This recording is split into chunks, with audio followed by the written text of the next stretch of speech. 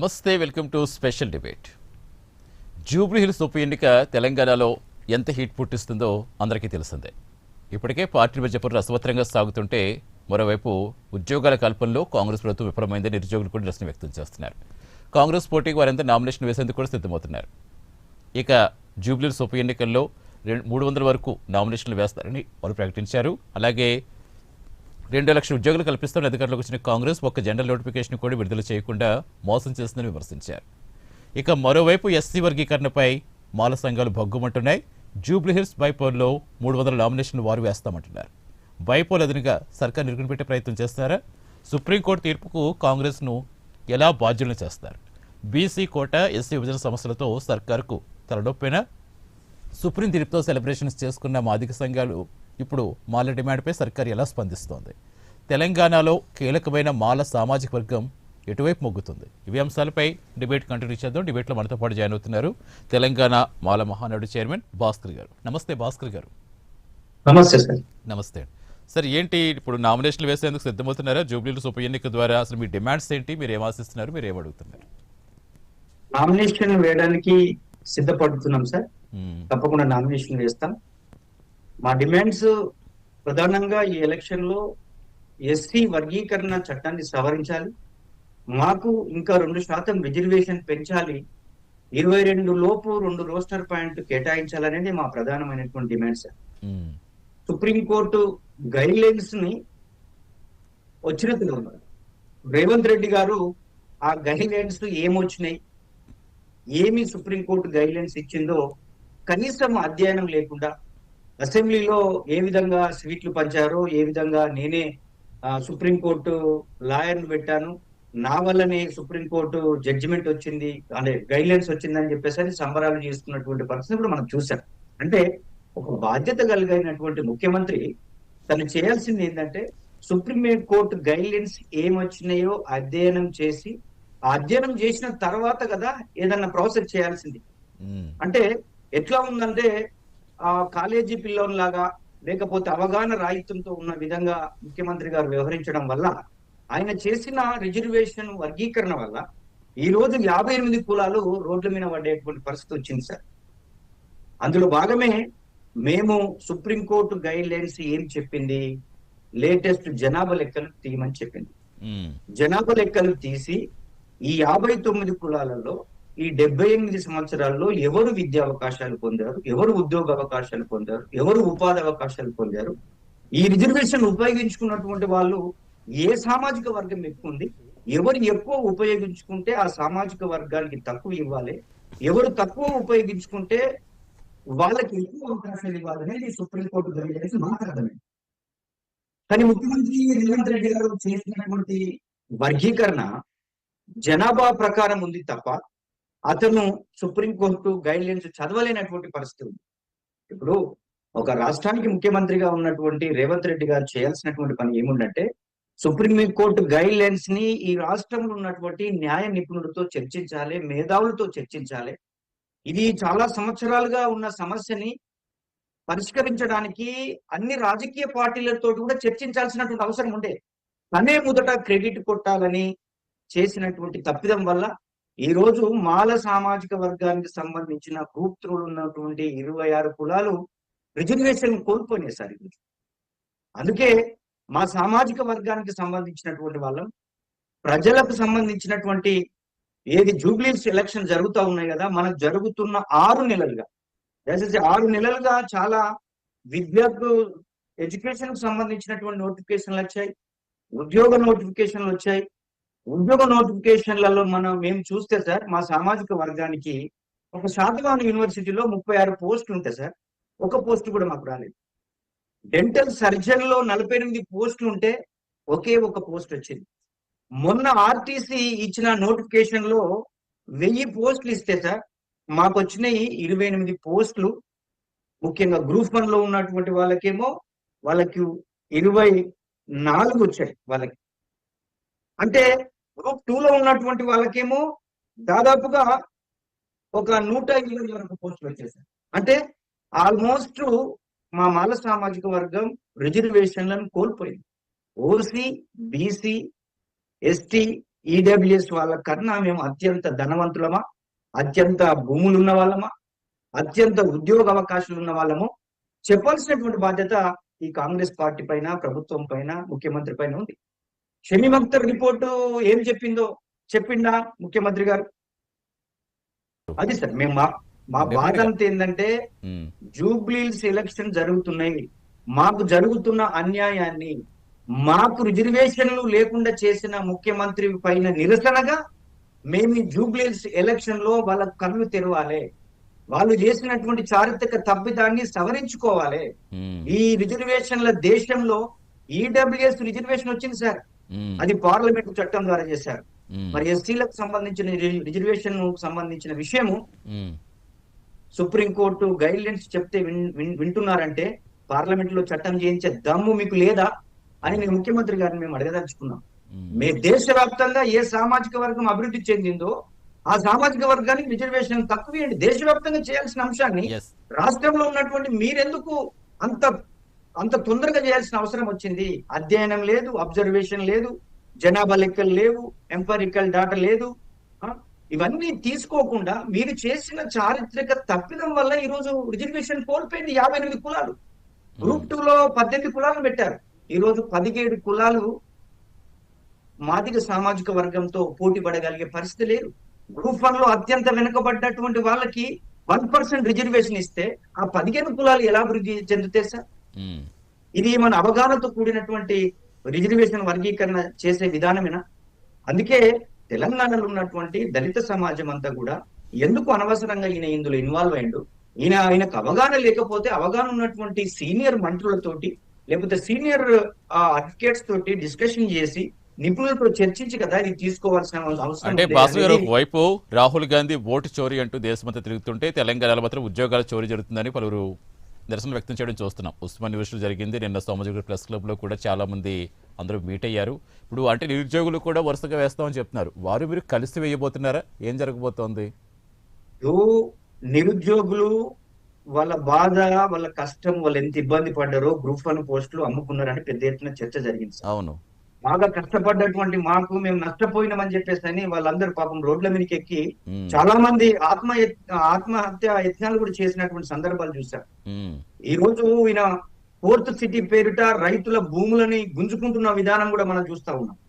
ఎందుకంటే పాలక వర్గంగా వచ్చిన వాళ్ళు ఏం చేస్తున్నారంటే ప్రజా ఉద్యమాల ద్వారా ప్రజల యొక్క సపోర్ట్ అధికారంలోకి వచ్చి తమ వ్యక్తిగత లాభాపేక్ష కోసం, వారి కుటుంబాల కోసం, వాళ్ళు రాజకీయంగా ఆర్థికంగా బలోపేతమై కావడానికి దాదాపు ముఖ్యమంత్రి టార్గెట్ 1,00,000 ఎకరాల భూమి సంపాదించాలి, నేను ప్రత్యేకంగా ఒక పార్టీని పెట్టుకోవాలనేటువంటి ప్లాన్ తో ఉన్నటువంటి వాళ్ళు ఈరోజు రేవంత్ రెడ్డి గారు. ఎందుకంటే ఆయన ఎక్కడి నుంచి టిఆర్ఎస్ నుంచి మొదట ఆయన ఏబీవీపీ, టిఆర్ఎస్, ఆ తర్వాత టీడీపీ, ఆ తర్వాత కాంగ్రెస్ పరిస్థితి ఏంటంటే ఆ కాంగ్రెస్ ఉన్న నాయకత్వము ఫెయిల్యూర్ కావడం వల్ల ఈ రోజు ఆ కాంగ్రెస్ ఉన్న మంత్రులందరూ కూడా వైఎస్ఆర్సీపీ నుంచి వచ్చిన వాళ్ళు, టీడీపీ నుంచి వచ్చిన వాళ్ళు, టిఆర్ఎస్ నుంచి వచ్చిన వాళ్ళు, ఆ పార్టీలో ఉన్నటువంటి వాళ్ళకి ముఖ్యమంత్రి పదవి లేదు.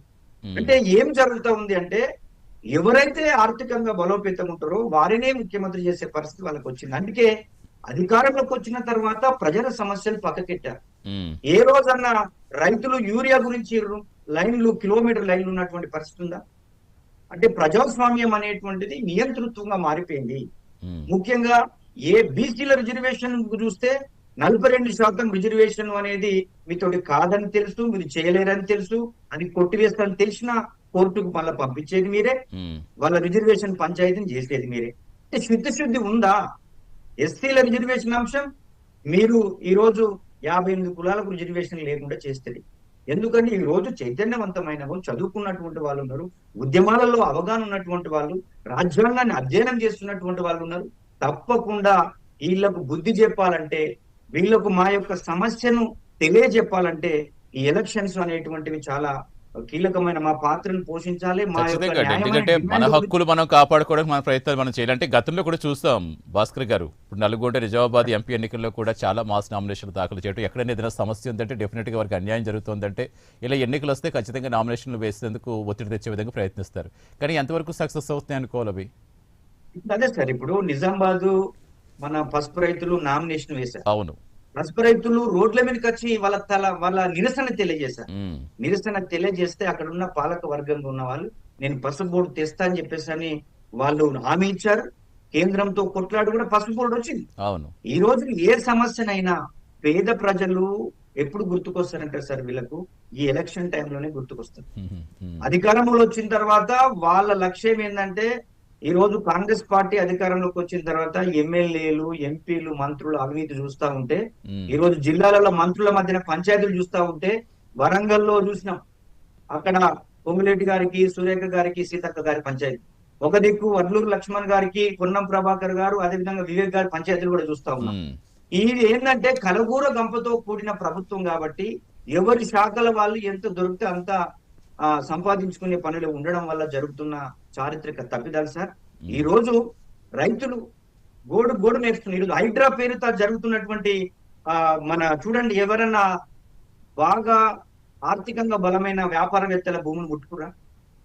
ఎవరు అండి? ఇప్పుడు ఆ యొక్క మూసి చుట్టూ పేద వర్గాలు గుడిసెలు వేసుకున్నటువంటి వాళ్ళు, డేరలు వేసుకున్నటువంటి వాళ్ళను వాళ్ళ నుంచి ఎల్లగొట్టి జేసీబీలతో తీసేసి మేము మొత్తము ప్రభుత్వం యొక్క భూమిని మళ్ళీ తీసుకుంటున్నాం కబ్జా చేసిన వాళ్ళని అని చెప్పేసి మాట్లాడుతున్నారు. కబ్జా చేస్తున్నటువంటి ఇంజనీరింగ్ కాలేజీలు ఉన్నాయి, కబ్జా చేసినటువంటి ఫ్లాట్లు, విల్లాస్ ఉన్నాయి. వాళ్ళని ఎక్కడన్నా ముట్టుకొని తీసేసినటువంటి పరిస్థితి ఉందా సార్? ఈ రోజు అన్ని విభాగాలలో ప్రభుత్వము 20 నెలల్లోనే ఫెయిల్ అయిపోయినటువంటి పరిస్థితి మనకు కనబడతా ఉంది. అందుకే మేము మా యొక్క సామాజిక వర్గంగా ఈ రిజర్వేషన్లో దేశంలో అన్ని సామాజిక వర్గాలకి ఈ రోజు రిజర్వేషన్ ఉన్నాయి సార్. ఈ రోజు ఈడబ్ల్యూఎస్ రిజర్వేషన్ రావడం వల్ల ఓసీలకు కూడా రిజర్వేషన్ వచ్చాయి.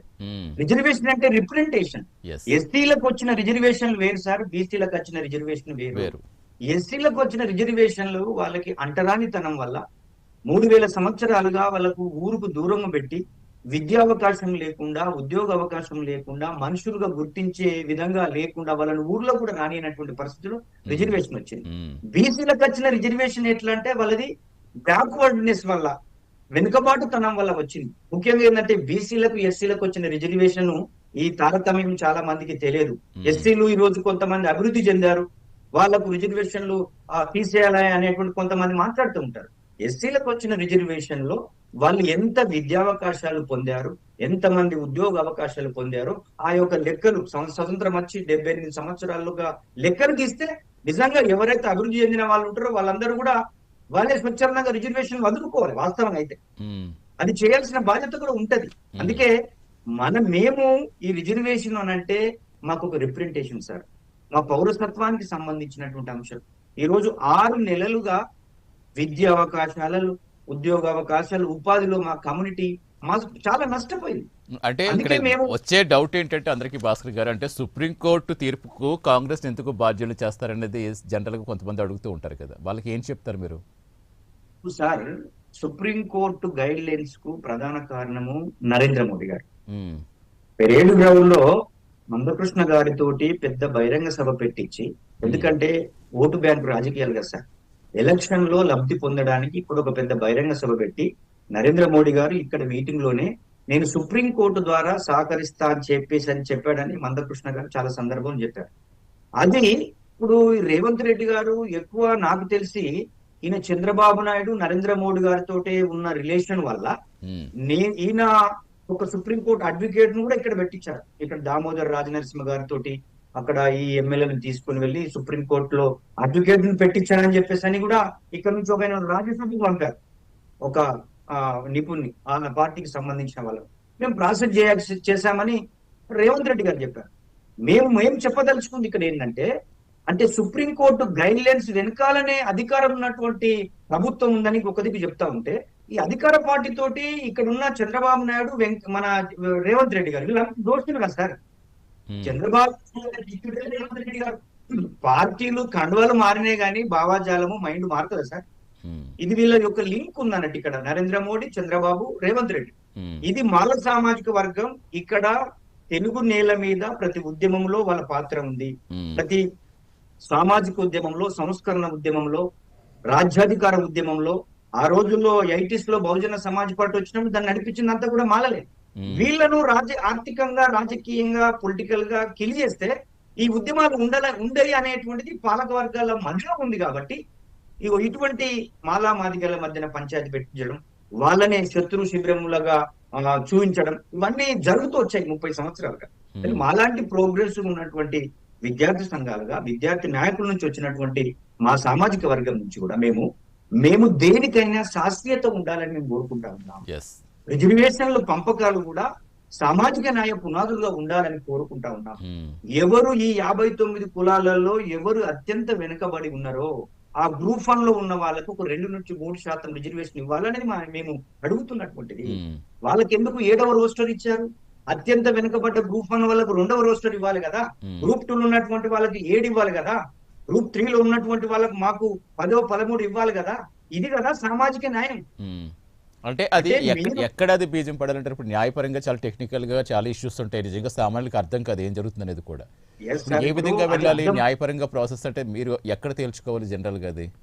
సరే, ఇప్పుడు మా వాళ్లకు అర్థం కాలేదు కాబట్టి మా లాంటి విశ్వవిద్యాలయం నుంచి వచ్చినటువంటి వాళ్ళం అధ్యయనం చేసిన తర్వాత, అరే నాయన మనకు అన్యాయం జరిగిపోయింది, ఏం చేస్తున్నారు మంత్రులు, ఏం చేస్తున్నారు ఈ సామాజిక వర్గం నుంచి ఎమ్మెల్యేలు, మీరు మీ యొక్క రాజకీయ భవిష్యత్తు గురించి, మీ ఆర్థిక వనరుల గురించి, మీ యొక్క వారసత్వం గురించి పనిచేస్తారని మేము వాళ్ళని ప్రశ్నించడం జరిగింది.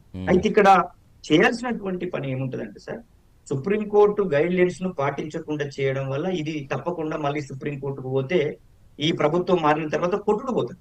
ఎందుకంటే ఇది న్యాయపరంగా కూడా ఈ వర్గీకరణ చేయలేదు. ఇంకోటి మేము ఏంటంటే ఈ సవరణలు, వర్గీకరణను సవరించమని చెప్పడం ఏంటంటే, మీరు చేసిన తప్పిదాన్ని ఈ సామాజిక వర్గానికి న్యాయం జరిగే విధంగా మాకు 2% రిజర్వేషన్ రావాల్సి ఉంది. అదేవిధంగా 20 లోపు 2 రోస్టర్ ప్యాంటు రావాల్సి ఉంది. ఈ రిజర్వేషన్లు ఉన్న అన్ని సామాజిక వర్గాలకు 22 లోపు ఉన్నప్పుడు మేము ఓసీల కన్నా, బీసీల కన్నా, ఈడబ్ల్యూఎస్ వాళ్ళకన్నా అత్యంత అభివృద్ధి చెందిన వాళ్ళము. మరి అది కూడా మీరే చెప్పండి. మిమ్మల్ని రిజర్వేషన్ నుంచి తీసేస్తున్నాం, మీకు రిజర్వేషన్లు వద్దు, మీరు బాగా అభివృద్ధి చెందారు, 100 ఎకరాలు ఉన్నాయి, పరిశ్రమలు ఉన్నాయి, టీవీ ఛానళ్ళు ఉన్నాయి, లేకపోతే పెద్ద వ్యాపారాలు ఉన్నాయని రేవంత్ రెడ్డి గారిని చెప్పమని మేము అడుగుతున్నాం. అవి చూపిమని చెప్పేసి అని అడుగుతున్నాం. అది సార్ మేము కోరుకుంటున్నది. ఈ రోజు మా సామాజిక వర్గం అంటే చివరి మన భాస్కర్ గారు మాట్లాడుకుంటూ ఇప్పటికే బీసీ సమస్యలతోటి బీసీల రిజర్వేషన్ అంశాలకు సంబంధించి ఆల్రెడీ సుప్రీంకోర్టు ఇచ్చిన విషయం తెలిసిందే.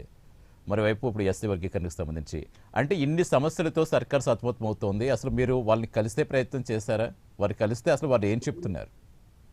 ఇప్పుడు మీరు చూడండి, ఎత్తుగడ ముఖ్యమంత్రి గారు రేవంత్ రెడ్డి బీసీలకి 42 ఇస్తానని చెప్పి ఢిల్లీలో మీటింగ్ పెట్టిండు, తెలంగాణలో మీటింగ్ పెట్టిండ్రు, పెద్ద ఎత్తున జనాలను మన తీసుకెళ్లిండ్రు. ఆ బీసీలు మంత్రులు కూడా పాపం ఆగమాగం ఆయన నమ్మిపోయారు. ఈ రోజు హైకోర్టుకు ఎవరు వేరు సార్? రెడ్డి జాగృతి పోయింది. అవును. అంటే దీని వెనకాల ఏం జరుగుతుంది సార్? రాజకీయం కాంతి కూడా అర్థం చేసుకోలేమా? అదే మేము బీసీ మిత్రులు కూడా చెప్తా ఉన్నాం. ఆ పార్టీకి మద్దతు ఇచ్చుకుంటా, ఆ పార్టీ చుట్టూ తిరుగుకుంటా బీసీ సంఘాలు మనం రిజర్వేషన్ అడిగితే ఎక్కడిస్తారండి? రోడ్ల మీద ఉండాలి, ప్రజాక్షేత్రంలో ఉండాలి, పాలక వర్గాన్ని ప్రజాక్షేత్రంలోకి తీసుకురావాలి. మీకు తెలియదా నోటిఫికేషన్ వేసేటప్పుడు ఇది కొట్టుడు పోతుందని? ప్రతి అవగాహన ఉన్న ప్రతి చిన్న పిల్లగాన్ని అడిగినా ఏది కొట్టుడు పోతుందా అని చెప్పేసి అని చెప్తారు. ఏంటండి సార్, అంటే రాజకీయ డ్రామా నడుస్తా ఉంది. మభ్యపెట్టి మసిపూసి మారడికాయ చేసే రాజకీయాలు నడుస్తా ఉన్నాయి. అందుకే మేము రిజర్వేషన్ వర్గీకరణ చేసేటప్పుడు కూడా ముఖ్యమంత్రి గారు కేబినెట్ మంత్రులకు కూడా విజ్ఞప్తి చేసిన, మీరు ఇది చాలా సంవత్సరాలుగా నలుగుతున్న సమస్య. ఇది 1996లో చంద్రబాబు నాయుడు చేస్తే 2004లో అదే సుప్రీంకోర్టు కొట్టివేసింది. మళ్ళా 20 సంవత్సరాల తర్వాత అదే సుప్రీంకోర్టు చేసుకోవాలని చెప్పింది. అంటే న్యాయ వ్యవస్థలో ఉన్నటువంటి జడ్జీలు కూడా రాజకీయ పార్టీలు చెప్పినట్టు వింటే ఇక మరి ఎవరు ఈ పేద వర్గాలు, ఎనగారిన వర్గాలు, వీళ్ళు ఎవరు పోయి మన మొరపెట్టుకోవాలి సార్? అంటే ఇప్పుడైపోతున్నారు ఇప్పుడు నామినేషన్ మీరు భాస్కర్ గారు ఇప్పుడు 300 నామినేషన్ వరకు వేస్తామని చెప్తున్నారు. అసలు కనీసం ఇలాగ మీరు ప్రకటించిన తర్వాత అయినా ఎవరి నుంచి అయినా రెస్పాన్స్ వచ్చిందా? లేదు సార్, ఇంతవరకు సార్ మేము మా డిమాండ్ ని తెలియజేయడానికి పిసిసి అధ్యక్షుని కలిసాం. మా మాల సామాజిక వర్గానికి సంబంధించినటువంటి బట్టి విక్రమార్క గారు గాని, వివేక్ గారు గాని, అదే విధంగా బీజేపీ పార్టీ జాతీయ అధ్యక్షులు రామచంద్రరావు గారు గాని, అదే విధంగా సిపిఐ వాళ్ళు, సిపిఎం వాళ్ళు, కోదండరామ్ గారు, ఇట్లా అందరికీ అరే మీరు ఇన్ని రోజులుగా మాలలు డెవలప్ అయ్యారు అని చెప్పేసి అని మందకృష్ణ గారు అంటే మీరు నమ్మారు. ఉమ్, కానీ మీరు శాస్త్రీయంగా చూడండి. ఉమ్, మీరు జనాభా లెక్కలు తెప్పించుకోండి.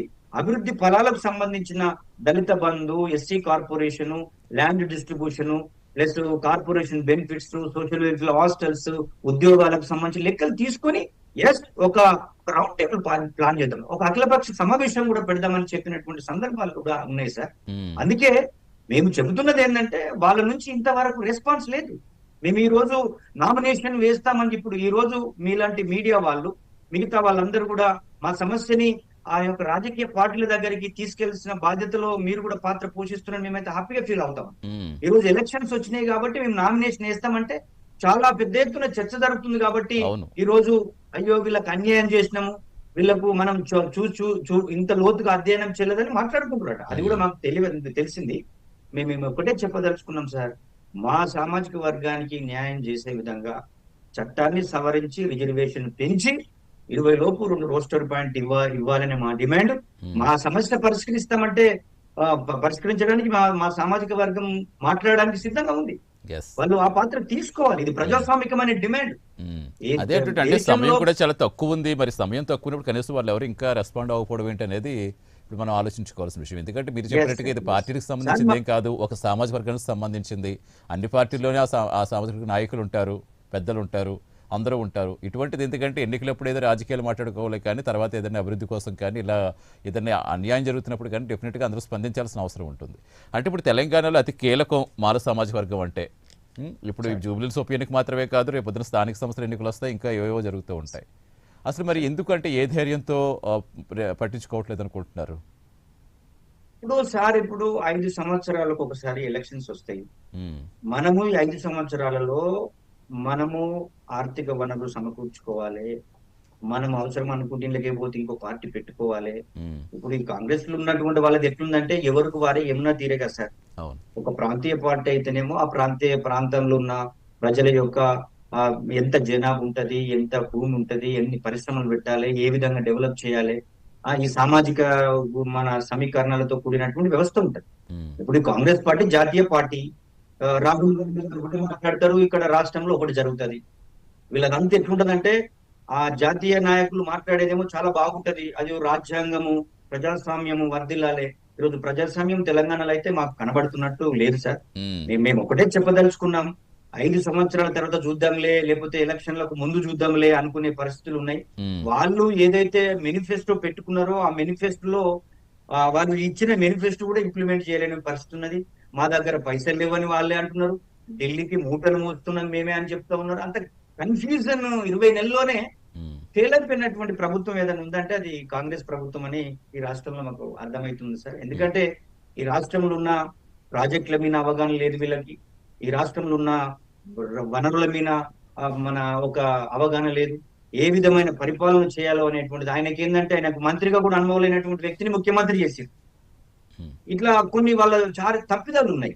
అంటే ఆ పార్టీలో పనిచేసిన వాళ్ళు ముఖ్యమంత్రి కావాలి, కానీ వేరే పార్టీ నుంచి వచ్చిన వాళ్ళకే ముఖ్యమంత్రి ఇచ్చే సంస్కృతి ఇట్లా ఉండడం వల్ల, ముఖ్యంగా లోతైనటువంటి అధ్యయనంతో కూడినటువంటి అవగాహనతో కూడినటువంటి ఆ ముఖ్యమంత్రులు లేకపోవడం వల్ల ఇటువంటి ఫెయిల్యూర్స్ జరుగుతాయి. మేము ఒకటే ఆ యొక్క సుప్రీంకోర్టు గైడ్ లైన్స్ వచ్చిన తర్వాత మేము అనుకున్నాం, షమీమ్ అఖ్తర్ ఒక కమిషన్ వేశారు, ఆ షమీమ్ అఖ్తర్ ఏమి అధ్యయనం చేసిందో, ఏ విధమైన రిపోర్ట్ ఇచ్చిందో అది పబ్లిక్ డొమైన్ లో పెట్టాలి కదా సార్. ప్రతిపక్షాలకు పెంచి మేము ఈ విధంగా వర్గీకరణ చేయబోతా ఉన్నాం, ఇన్ని సంవత్సరాలుగా ఈ డిమాండ్ ఉంది, దీన్ని ఏ విధంగా శాస్త్రీయంగా చేయాలో మేధావులతో సలహాలు తీసుకోవాలి, ప్రతిపక్ష పార్టీలతో చర్చించాల్సిన అంశాలు కదా ఇవన్నీ కూడా. ఖచ్చితంగా భాస్కర్ గారు చివరిగా ఏం చెప్తారు? ఇప్పుడు మీ సోదరులకు ఏం చెప్తారు, నాయకులకు ఏం చెప్తారు? ఎప్పటి నుంచి ఒకవేళ ఎవరు స్పందించకపోతే నామినేషన్ల ప్రక్రియ మొదలు పెడతారు? అదే సార్, ఇప్పుడు మా సోదరులు అంటే అందరికీ మొత్తం ఎందుకు నిరుద్యోగ సమస్యలతో నిరుద్యోగులు బాగా ఎక్కువగా ఇబ్బంది పడుతున్నారు, వాళ్ళు కూడా ముందుకు వస్తున్నారు. నిరుద్యోగ సమస్యతోటి వాళ్ళు కూడా చాలా మంది కోపంగా ఇప్పుడే ఈ అవకాశాన్ని సద్వినియోగం చేసుకోవాలని అనుకుంటున్నారు. సో ఖచ్చితంగా ఇప్పుడు ప్రభుత్వం నుంచి ఎంతో కొంత వారు దిగొచ్చి మీతో చర్చించే విధంగా, మీ సమస్యనే కాదు ఇప్పుడు నిరుద్యోగ సమస్య ఉంది, ఇందాక మనం మాట్లాడుకున్నట్టుగా అందరితోటి కూడా ఆ సమస్యలు నెరవేర్చే విధంగా. ఇప్పుడు మొన్న ముఖ్యమంత్రి గారు లాల్ బహదూర్ స్టేడియంలలో పెద్ద మీటింగ్ పెట్టి ఎవరైతే సెలెక్ట్ అయిన వాళ్ళు ఉన్నారో వాళ్ళందరికీ అపాయింట్మెంట్ ఆర్డర్స్ ఇచ్చారు. ఈ అపాయింట్మెంట్ ఆర్డర్స్, ఈ ఉద్యోగ నోటిఫికేషన్లు గత ప్రభుత్వం చేసినటువంటి నోటిఫికేషన్లే ఇతను వాళ్ళకి అపాయింట్మెంట్ ఆర్డర్ ఇచ్చాడు. ఎస్. ఇది ఇంతవరకైనా ఉద్యోగ నోటిఫికేషన్ ఇవ్వాలి. ముఖ్యంగా రైతుల విషయంలో ఈ రోజు ఆయన ఏదైతే కొత్త స్థితి నిర్మాణానికి అక్కడ బలవంతంగా భూములు గుంజుకొని వాళ్లకు ఆ మార్కెట్ రేటు కన్నా తక్కువ ఇచ్చి భయపెట్టేటువంటి ప్రయత్నం చేయడం వల్ల రైతులు కూడా వ్యతిరేకత. ఈ రోజు బీసీ సామాజిక వర్గం మాకు 42%, వాళ్ళు వాస్తవంగా వాళ్ళకి కావాల్సింది 56%, వాళ్ళకు 42% రిజర్వేషన్ ఇస్తామని చెప్పారు. ఆ 42% గురించి 1 ఇయర్ సార్ మీరు చూడండి, 1 ఇయర్ గా ఎస్సీల వర్గీకరణ అంశము, 42% బీసీల రిజర్వేషన్ అంశం. ఇప్పుడు బీసీల కులగణన చేశారు కానీ మరి ఎస్సీల కులగణన చేయలేదు. ఉమ్మడి రాష్ట్రంలో ఉన్న 2011 లెక్కల ప్రకారం చేశారు. అంటే ఇది కూడా నిలబడదు. అంటే అటు బీసీలు సంతృప్తిగా లేరు, రైతులు సంతృప్తిగా లేరు, అదే విధంగా ఇప్పుడు ఎస్సీలలో 58 కులాలు సంతృప్తిగా లేరు, ఈ రైతులు లేరు, ఇప్పుడు నిరుద్యోగులు లేరు. ఎవరున్నట్టు సంతృప్తిగా అంటే అధికారంలో ఉన్న ఎమ్మెల్యేలు, మంత్రులు, ఎంపీలు సంతృప్తిగా ఉన్నారు. ఎందుకంటే వాళ్ళకు సంబంధించిన పనులు అవుతున్నాయి, వాళ్ళకు సంబంధించినటువంటి ఏం పనులైనా చేస్తా ఉన్నారు. అది ఈ రోజు అవినీతిలో కూరుకుపోయిందని చెప్పేసి మొత్తం తెలంగాణ వ్యాప్తంగా చర్చ జరుగుతా ఉంది. అరే ఆ ప్రభుత్వం 10 ఏళ్లలో అన్యాయం చేసింది, మనం నష్టపోయినాం అనుకుంటే మనం ఎట్లయిపోయినామంటే ఇప్పుడు కుడిదిలో నుంచి పొయ్యిలో పడ్డట్టున్నది అనేటువంటి పరిస్థితి ఈ రోజు తెలంగాణ సమాజం అనుకుంటా ఉంది. అందులో ముఖ్యంగా మా ప్రధాన సమస్య రిజర్వేషన్లకు సంబంధించిన విషయం కాబట్టి తప్పకుండా జూబ్లీ సెలక్షన్ లో పోటీలో ఉంటాం. మా యొక్క డిమాండ్ ని చర్చ చేస్తాం, పాలక వర్గానికి తెలియజెప్తాం. ఢిల్లీలో ఉన్నటువంటి వాళ్ళ జాతీయ అధ్యక్షుడు, అదే విధంగా సోనియా గాంధీ, రాహుల్ గాంధీ గారు కూడా ఈ విషయం తెలియాలి. ఎందుకంటే ఆయన కొంత దళితుల పట్ల కొంత సానుకూలంగా ఉండేటువంటి వ్యక్తి.